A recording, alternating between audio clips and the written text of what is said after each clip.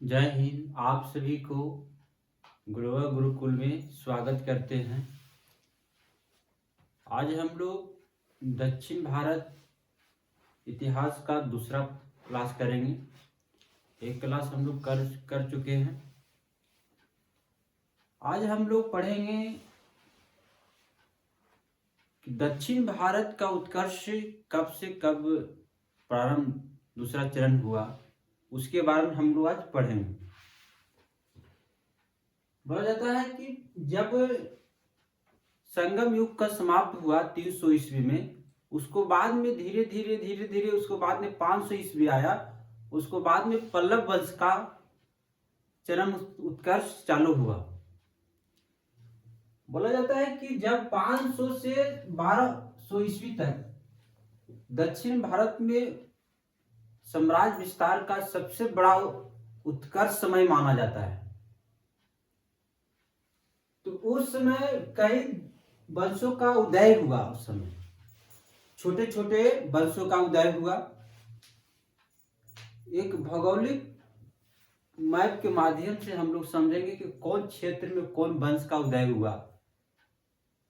आप यदि पीसीएस की तैयारी करते हैं तो मेनली मेंस में लिखना होता है, तो उसमें भौगोलिक मैप का दर्शाना अनिवार्य होता है। यदि आप थोड़ा सा ज्ञान आपका होता है भौगोलिक मैप में, तो ज्यादा बेहतर समझ में आएगा आपको। यदि इस क्षेत्र में देखते हैं, जहां पे आपका दिखेगा महाराष्ट्र, मध्य प्रदेश, गुजरात, ये तीनों स्टेट को मिलाकर देखा जाता था कि उस क्षेत्र में कल्याणी चालुक्य साम्राज्य का उदय हुआ। उसके बाद में इस समय महाराष्ट्र के क्षेत्र में राष्ट्रकूट का उदय हुआ। फिर हम लोग नीचे आते हैं तो ओतापी चालुक देखिए, यहाँ पर आपको भी दिख रहा होगा, यहाँ पर। तो सबसे पहले ओतापी चालुक ने ही उदय हुआ इस कर्नाटक के क्षेत्र में, बीजापुर जहां पे पड़ता है उस क्षेत्र में। फिर हम लोग अगले क्लास में चोल के बारे में पढ़े थे। तो कुछ दिन के बाद चोल का स्थिति थोड़ा सा दयनीय हो गया था, समाप्त हो गया था। फिर कुछ दिन के बाद फिर उदय हुआ, समझे। अब बहुत दिनों तक रहा इसका साम्राज्य, समझे। तो उसके इस क्षेत्र में आपको तमिलनाडु क्षेत्र में देखें तो चोल साम्राज्य का उदय हुआ। इसको बाद में ऊपर की ओर देखें तो यहाँ पर आपका पल्लव दिख रहा होगा। पल्लव राज्य का उदय हुआ, जो आपका एक आंध्र प्रदेश और तमिलनाडु दोनों क्षेत्र आता था पल्लव के क्षेत्र में। उसके बीच में आपको आंध्र प्रदेश जाएंगे ऊपर, तो उसको बाद में वेगी चालुक्य साम्राज्य का उदय हुआ। तो आपको एक नई दृष्टिकोण मिला होगा कि दक्षिण भारत में कौन कौन सा साम्राज्य का उदय हुआ, किस क्षेत्र में हुआ। ये मत सोचिएगा कि सब एक ही साथ हुआ था, एक समाप्त होने के बाद एक हुआ था। कई कई ऐसा था कि समकालीन भी था। जिस तरह से हम लोग यदि पल्लव और चालुक्य की बात करें तो एक समकालीन ही था। कौन सा चालुक्य, तो बोलेगा ओतापी। और इस क्षेत्र में गोदावरी नदी बहती थी और एक कृष्णा नदी इस तरफ में, समझे। तो हम लोग चलते हैं। पहले हम लोग सीरियल बाय सीरियल समझ लेते हैं कि कौन वंश पहले आया, उसके बाद कौन आया, उसके बाद कौन। कभी कभी एग्जाम में देखने को मिल जाता है। यदि आपको ये पता होता है कि पल्लव के बाद ओतापी आया था चालुक्य में, उसके बाद वेगी आया था, उसको बाद में कौन आया था, तो आपको एक लॉजिकल पता चल जाता है कि कौन इसके बीच में कौन राजा आया था, कौन नहीं आया था, ज्यादा आपको समझ में आता है। तो देखिए, पल्लव आया था, तो पल्लव के बाद आया चालुक्य। तो चालुक्य में दो गो था, एक ओतापी चालुक्य था। फिर उसके इसी के समकालीन में एक वेगी चालुक्य आया था। फिर इनको बाद में कौन आया, राष्ट्रकूट आया। फिर हम लोग राष्ट्रकूट का पतन देखते हैं, तो उसके बाद में कल्याणी चालुक्य आता है, जो गुजरात के क्षेत्र, महाराष्ट्र के क्षेत्र में देखने को मिलता है। फिर अंत में आता है चोल। क्या आता है, चोल आता है। चोल से ज्यादा प्रश्न पूछता है, तो हम लोग इसके अगले क्लास में देखेंगे। आज हम लोग देखते हैं पल्लव वंश में। देखते हैं पल्लव का अर्थ होता लता, समझे। तो 575 ईस्वी में एक संस्थापक था श्री विष्णु। लेकिन कभी कभी देखने को मिलता वपदेव, इसका संस्थापक कहीं पर वपदेव यदि मिले तो वपदेव मार सकते हैं, लेकिन कभी कभी पूछ देता है। लेकिन माना जाता है इसका संस्थापक श्री विष्णु माना जाता है, श्री विष्णु ही माना जाता है, जो 575 ईस्वी में ये संस्थापक किया था। उसके बाद राजधानी की बात कहा जाए तो राजधानी इसका कांची था, जिसको हम वर्तमान में हम लोग कांचीपुरम के नाम से जानते हैं, जो तमिलनाडु में पड़ता है। कहाँ पड़ता है? तमिलनाडु में पड़ता है। एक मंदिर का स्थापना किया था जिसका नाम था आदि वराह। आदि वराह, वराह अब आप लोग जानते हो वराह किसके अवतार है? तो विष्णु भगवान का है। वराह देखते हैं ना, बड़ा बड़ा नाखून रहता है, बड़ा मुंह रहता है, तो कौन सा? तो विष्णु भगवान का अवतार माना जाता है। तो वराह किस देवता से संबंधित? तो बोलिएगा विष्णु। तो आपको अंदाजा मिल गया होगा कि बताइए ये कौन सा धर्म मानने वाला व्यक्ति होगा? तो विष्णु धर्म को मानने वाला था। तो आदि वराह गुहा या मंदिर का निर्माण करवाया था। कहाँ किया था? तो बोलिएगा मालमपुरम। मालमापुरम बोला जाता है। मालमापुरम का भी शहर की स्थापना भी किया था। तो कौन किया था? तो आगे पढ़ेंगे, नरसिंह प्रथम ने किया था, समझे। तो बताइए कि आदि वराह गुफा मंदिर कौन निर्माण किया था? तो बोलिएगा श्री विष्णु ने किया था, श्री विष्णु ने किया था। अपने साम्राज्य को कावेरी तक विस्तार किया था। कावेरी नदी इस तरफ दिखता है, तो कावेरी तक विस्तार किया था। फिर इसके दरबार में एक कवि रहता था जिसका नाम था भारवी। क्या नाम था? भारवी। ये बीपीएससी में हाल ही में पूछा गया था 67वीं में कि कितारा अर्जुनी, कितारा अर्जुनियम जो है ना, वो कौन लिखा था? तो बोलिएगा भारवी ने लिखा था। तो कितारा अर्जुनी है ना, तो अर्जुन और शिव भगवान के बीच में जो हुआ था लड़ा, उसके बारे में लिखा गया था। तो कौन लिखा था? भारवी लिखा था, समझे। तो पूछा गया था कि कितारा अर्जुनियम कौन लिखा है? तो बोलिएगा भारवी ने लिखा। किसके दरबार में रहता था? श्री विष्णु के दरबार में रहता है। तो कौन वंश से रिलेटेड था? पल्लव वंश के रिलेटेड था। हम लोग उसी राजा के बारे में पढ़ेंगे। ऐसे तो पल्लव वंश में कई तरह का राजा है, बल्कि हम लोग उस बिंदु को ध्यान देंगे जहाँ पे प्रश्न बनने की संभावना होती है। ऐसे आप यदि पूरे देखेंगे तो उतना याद भी रहेगा ना, और प्रश्न भी न बना पाएगा। तो जहाँ जो महत्वपूर्ण बिंदु हो उसको हम इसमें ऐड करने का प्रयास किए हैं। उसको बाद में आया नरसिंहम वर्मन प्रथम। नरसिंहम प्रथम, समझे। नरसिंहम वर्मन प्रथम क्या था कि सबसे माना जाता है कि शक्तिशाली था। क्या था? शक्तिशाली था।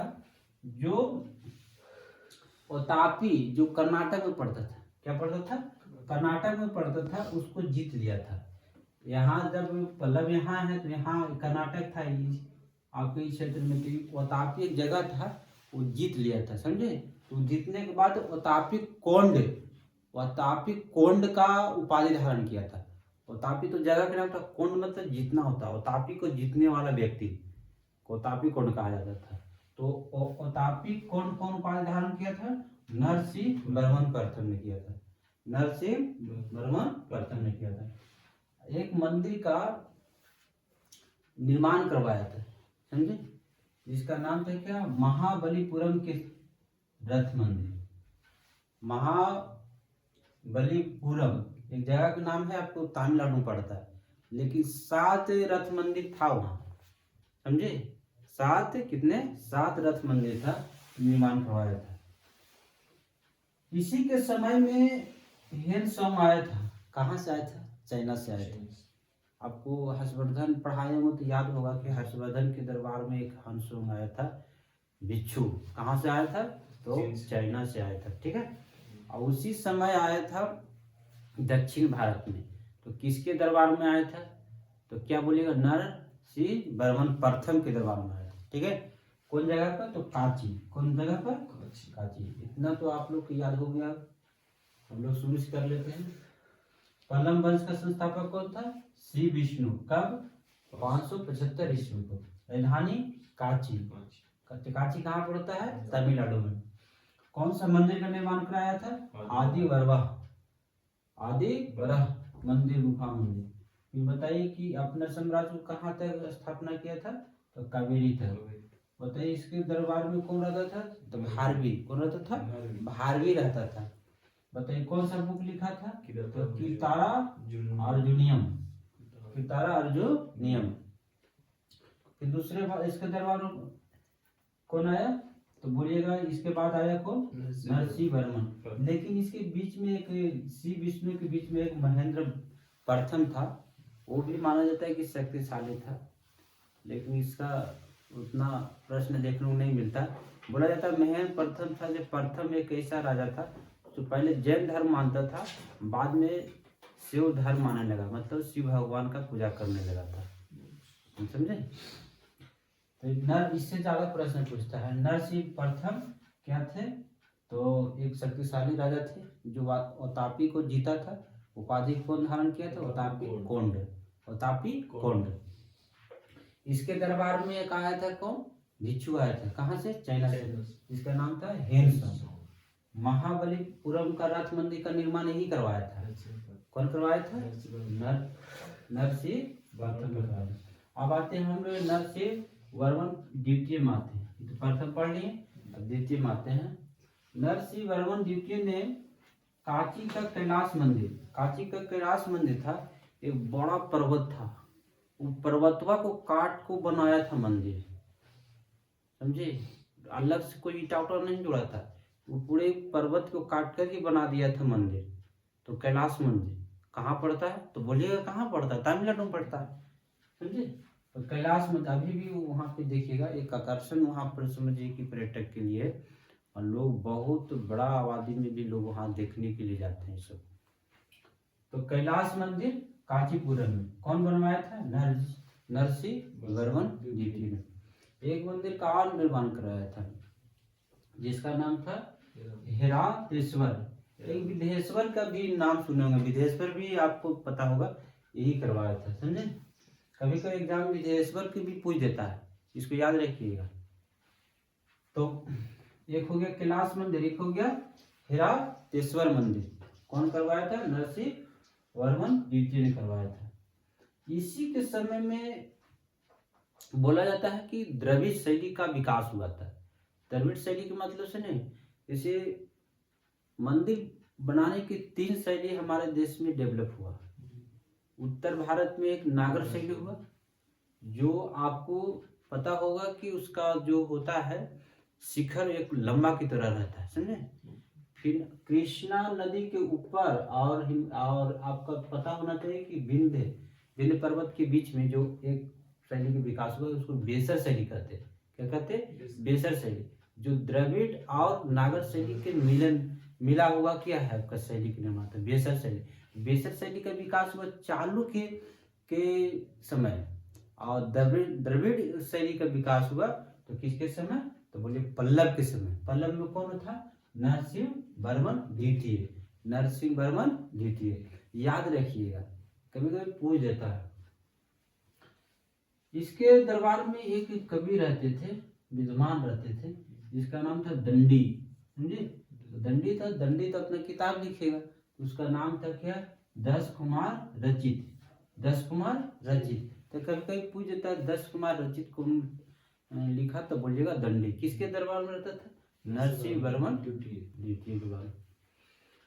तो आशा करते हैं कि इतना आप लोगों को समझ में आ गया होगा। अब आते हैं हम लोग ओतापी चालुक्य के समय।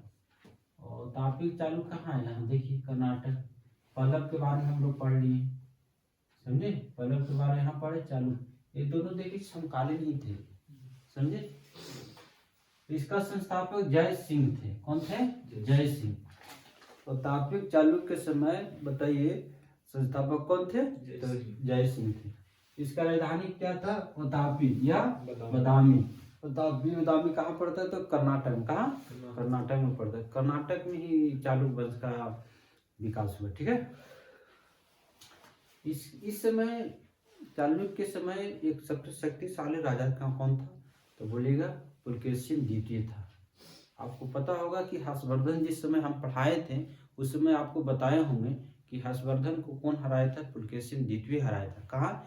तो नर्मदा नदी के तट पर। कहाँ? नर्मदा नदी के तट पर। तो सबसे प्रतापी राजा थे। इसकी जानकारी कहाँ मिलती है? तो बोलिएगा ऐहोल अभिलेख में। कहाँ? ऐहोल अभिलेख। ऐहोल अभिलेख कौन लिखा? तो रवि कीर्ति ने लिखा। किसके दरबार में रहता था? तो पुलकेशिन द्वितीय। ऐहोल अभिलेख एक संस्कृत में लिखा हुआ अभिलेख था। समझे? भाषा पूछा जाए कि कौन सी भाषा में लिखा हुआ था ऐहोल अभिलेख, तो बोलिएगा संस्कृत। अब आपसे यदि पूछ दे लिपि, तो ब्राह्मणी लिपि में लिखा गया था। कौन सा लिपि में? ब्राह्मणी लिपि में लिखा गया था। पुलकेशिन द्वितीय ने हर्षवर्धन को क्या किया था? पराजित किया था। लेकिन पुलकेशिन द्वितीय को भी तो मारने वाला कोई है। समझे? तो नरसिंह वर्मन ने मार दिया था। समझे? नरसिंह वर्मन ने मार दिया था किसको? पुलकेशिन द्वितीय को। पुलकेशिन द्वितीय को मार दिया था। बात समझे?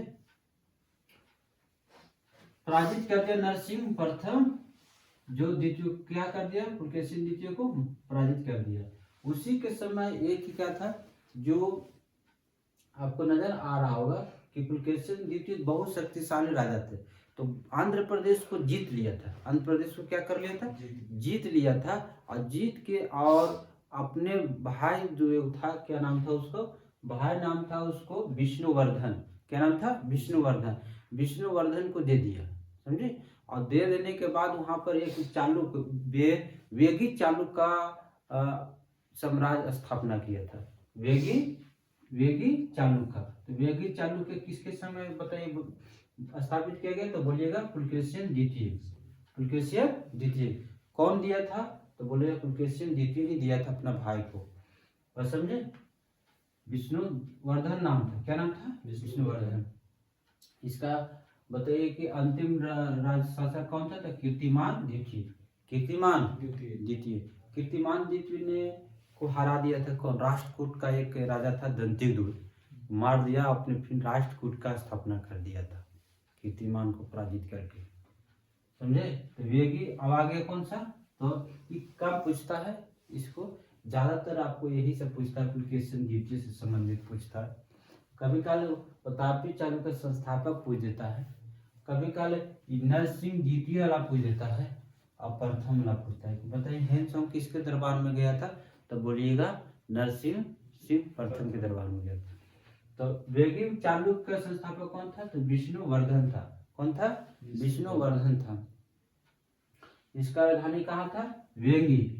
वेंगी पड़ता है कहाँ? तो आंध्र प्रदेश में। कहाँ? आंध्र प्रदेश में, जो कृष्णा और गोदावरी के मध्य में था। कृष्णा और गोदावरी के मध्य में। मान लीजिए कृष्णा कावेरी, गोदावरी हो गया, ये हो गया कृष्णा हो गया, इसके बीच में होगा। ठीक है। तो ये था आपका दक्षिण भारत का इतिहास। तो एक बार हम लोग और रिपीट कर लेते हैं। तो पल्लव वंश का संस्थापक कौन था? श्री विष्णु था। बताइए महाबलीपुरम का रथ मंदिर का निर्माण कौन करवाया था? नरसिंह प्रथम। और बताइए कैलाश मंदिर का स्थापना निर्माण कौन करवाया था? तो बोलिएगा नरसिंह द्वितीय। कौन करवाया था? द्वितीय ने करवाया। प्रतापी चालुक्य वंश का संस्थापक कौन था? जय सिंह। कौन था? जय सिंह था। उस समय का सबसे शक्तिशाली राजा कौन था? पुलकेशिन द्वितीय। पुलकेशिन द्वितीय बताइए किसको मारा था? तो हर्षवर्धन को। पुलकेशिन द्वितीय को कौन मार दिया था? नरसिंह प्रथम। समझे? तो फिर उसके बाद में आया कौन? वेगी चालुक्य। कौन आया? वेगी चालुक्य आया। तो इसका संस्थापक कौन बना? विष्णुवर्धन। छोटा ही था। आशा करते हैं कि आप लोगों को समझ में आ गया होगा। यदि बढ़िया लगे तो अपने दोस्तों को शेयर कीजिए। इस क्लास से जुड़ने के लिए, इस अपना परिवार से जुड़ने के लिए शुक्रिया, धन्यवाद। जय हिंद।